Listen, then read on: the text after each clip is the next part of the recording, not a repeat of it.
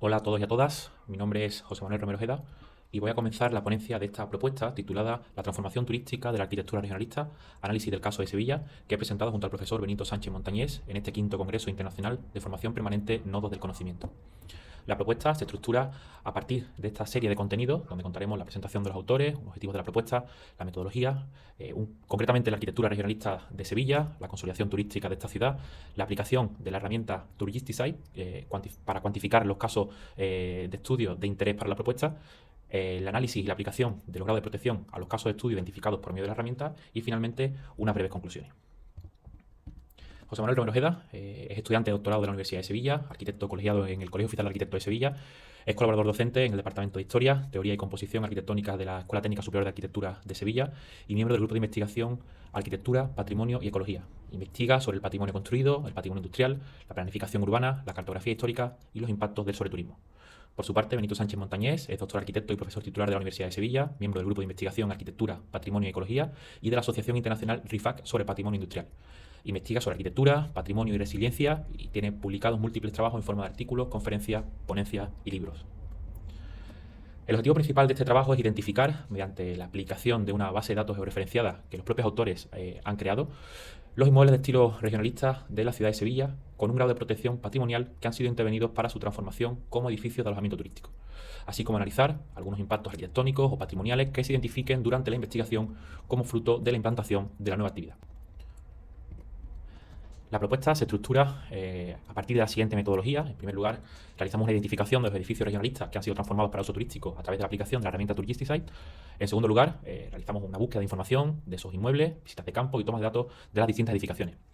A continuación, se realiza un breve estudio arquitectónico de las intervenciones llevadas a cabo para implantar la nueva actividad turística, seguido de un análisis, la evaluación y la confrontación de los datos extraídos en las visitas de campo y en el estudio de los proyectos de rehabilitación para finalizar con unas conclusiones. La arquitectura regionalista en Sevilla, desarrollada principalmente a finales del siglo XIX y principios del XX, buscó recuperar y reinterpretar elementos tradicionales andaluces, integrando influencias mudéjares, góticas y renacentistas. Se caracteriza por el uso de ladrillo visto, azulejos y hierro forjado y patios interiores, creando una fusión entre lo histórico y lo moderno. El regionalismo se desarrolla durante el primer tercio del siglo XX, en torno a 1900-1935, y se encuentra estrechamente vinculado al nacionalismo que despierta en ese instante la adversa situación del país. Sobre todo las angustias que existían del sentimiento nacional con el fin del imperio, que se ven afrontadas de dos maneras distintas en España. Por un lado, mirando hacia afuera y por otro, reivindicando hacia adentro. En Sevilla aparece por estos años una nueva camada de arquitectos que van a llevar a la práctica estos preceptos regeneradores. Mientras la arquitectura europea busca salida al agotado eclecticismo, una de las manifestaciones que se desarrollarán en la ciudad será el modernismo, que desembarca en Cataluña en los primeros años del 1900, aunque también llega en parte a la ciudad de Sevilla, muy fugazmente por su débil y escasa burguesía, donde sobre todo se hará fuerte la segunda inclinación del movimiento regionalista.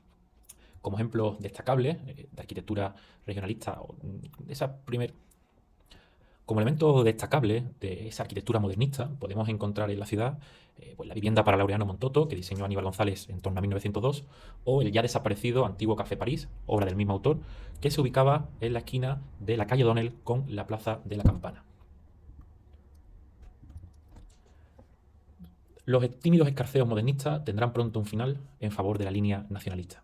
La predisposición localista es entendida de dos maneras, a través de la revisión de los estilos históricos, como pueden ser el barroco, el mudéjar, el plateresco, o la exaltación de las arquitecturas regionales, el llamado andalucismo. Por una parte, se busca en tiempos pasados la gloria perdida en el presente, a modo de talismán, y por otro se considera que con el fortalecimiento de las partes se engrandece el todo. En ambos casos se trata de levantar el país. Desde un primer momento va a quedar de manifiesto que el llamado estilo arquitectónico sevillano surge de la conjunción de dos factores muy específicos. Por un lado, unos elementos estilísticos históricos, la nombrada reedición del antiguo esplendor de la ciudad, y de otra, unos elementos constructivos originales que impondrán el ladrillo visto como materia prima por excelencia, o la teja árabe a dos aguas o a cuatro aguas para los aleros volados de los torreones miradores, también muy característicos en esta arquitectura, entre otros preceptos que quedan perfectamente configurados en torno a 1910.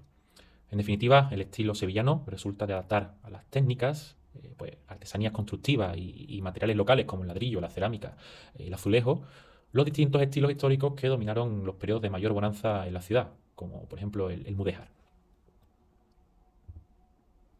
Aunque la mayor producción regionalista se llevó a cabo en edificios de uso residencial, este estilo quedó patente en una interesante producción de arquitectura fabril o industrial, donde podemos apreciar la presencia de las dos corrientes, la modernista y la nacionalista. Como ejemplo modernista podemos encontrar la subcentral de la Compañía Sevillana de Electricidad, obra de Aníbal González, en torno a 1906, o la antigua fábrica de tejido de la calle Torneo, obra también del mismo autor. Como ejemplo nacionalista, pues tenemos el impresionante conjunto del antiguo matadero municipal y mercado de reses en Vigo, de Manuel Arévalo Martínez, de en torno a 1910-1914. El embrión del regionalismo encontrará una serie de aportes significativos que terminarán de alimentarlo.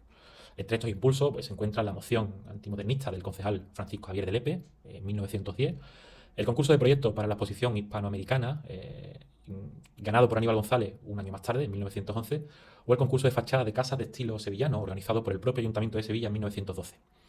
Estos hechos ofrecen respuestas y consolidan los primeros esbozos de la nueva arquitectura que va tomando cuerpo en la ciudad.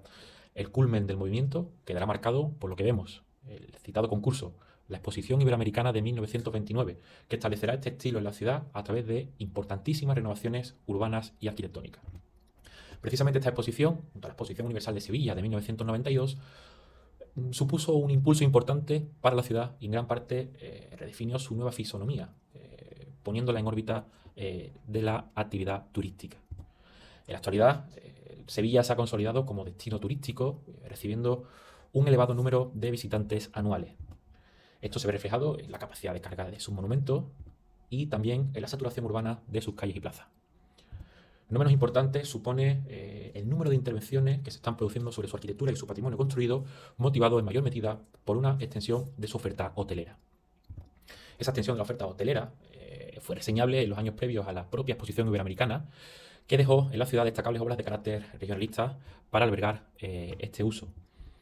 Curiosamente, la mayoría de ellos, de estos hoteles, han sido convertidos hoy en edificios de vivienda, al contrario de la dinámica que se está produciendo en la ciudad en estos momentos. La concentración de la actividad turística en los centros históricos está provocando, entre otros muchos impactos ya analizados por la literatura científica, una fuerte presión sobre la trama y los edificios de estos entornos con alta concentración patrimonial.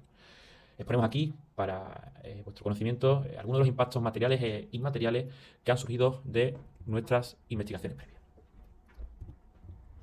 Para estudiar en profundidad este fenómeno, hemos desarrollado una base de datos georreferenciada mediante un sistema de información geográfica para poder identificar todos los inmuebles de la ciudad, así como los espacios urbanos que se ven afectados por la presencia de la actividad turística. Relacionamos esos inmuebles con el grado de protección patrimonial de los mismos para así poder identificar, en función del grado de protección, los impactos provocados por las intervenciones o por la presencia de la actividad turística en estos inmuebles. La metodología parte de una extracción de la información a través del Registro de Turismo en Andalucía, del Catastro, del Plan General de Ordenación Urbana de Sevilla y del Catálogo General del Patrimonio Histórico de Andalucía, para así poder crear una base de datos que georreferenciamos, es lo que llamamos en este caso Touristicide, para finalmente mostrar unos resultados por medio de una historia digital con la que poder hacer visible para todos los interesados de estudiar el fenómeno. Esta base de datos está compuesta por 15 registros, desde los distintos establecimientos de alojamiento hasta los edificios patrimoniales protegidos o edificios más visitados de la ciudad. Cada registro dispone de un conjunto de campos de atributos y cada campo de atributos contiene una serie de información. Todo esto lo referenciamos para constituir Touristicide. En total, apreciamos 15 registros donde, por destacar en relación con la investigación, podemos encontrar 292 apartamentos turísticos o 300 establecimientos hoteleros, cada uno de los cuales ha sido analizado en función del grado de protección. Pretendemos, mediante la aplicación de la base de datos en esta investigación, reflejar el número de edificios de estilo regionalista que han sido transformados para albergar usos turísticos. En total, hemos contabilizado 82 edificios que han sido transformados como establecimientos para el alojamiento turístico. 45 se constituyen como establecimientos hoteleros y 37 como apartamentos turísticos. No hemos contabilizado, evidentemente, en estos datos ejemplos tan destacables como el Hotel Alfonso XIII de José Espía y Muñoz u otra serie de inmuebles que desde un inicio han constituido un ejemplo, un modelo de edificio regionalista destinado al turismo. Hemos incorporado aquí todos aquellos inmuebles que han sufrido una transformación de su uso para poder constituirse como nuevos establecimientos de alojamiento. La mayoría de estas transformaciones se ha producido sobre edificios de carácter residencial, aunque podemos destacar casos como la transformación como hotel del antiguo Cine Trajano de Aníbal González, así como del antiguo edificio de la Telefónica de Juan Talavera y Heredia. Ambas intervenciones se están llevando a cabo en la ciudad en estos momentos. En cuanto a los impactos observados tras las intervenciones llevadas a cabo en estos inmuebles para adaptarlo a la nueva actividad, podemos destacar sobre todo numerosos remontes en las edificaciones, como en este que podemos apreciar en este edificio de regionalista de Juan Talavera y Heredia, o en este otro inmueble situado junto a los jardines de Murillo y los jardines del Real Alcázar. Existe también otros ejemplos, como este cercano a la Florida, y podemos detectar no solamente impactos en la volumetría, en la imagen, en la fachada, sino también en los interiores de los inmuebles. Precisamente en este edificio de Aníbal González, esta vivienda para el conde de Ibarra, en su interior se produjo la pérdida de notables elementos cerámicos originales del edificio, una clara tabula rasa, a pesar de que en el exterior se produjo la recuperación de todos los elementos originales de fachada. Precisamente, la propia Comisión de Patrimonio califica muchas de estas intervenciones como de simple decorado urbano, como por ejemplo esta propuesta para actuar en la fachada de un edificio de Aníbal González en la Avenida de la Constitución en su reconversión como hotel. Una afirmación que llama la atención viniendo de quien debe velar por el mantenimiento de un estilo único y característico.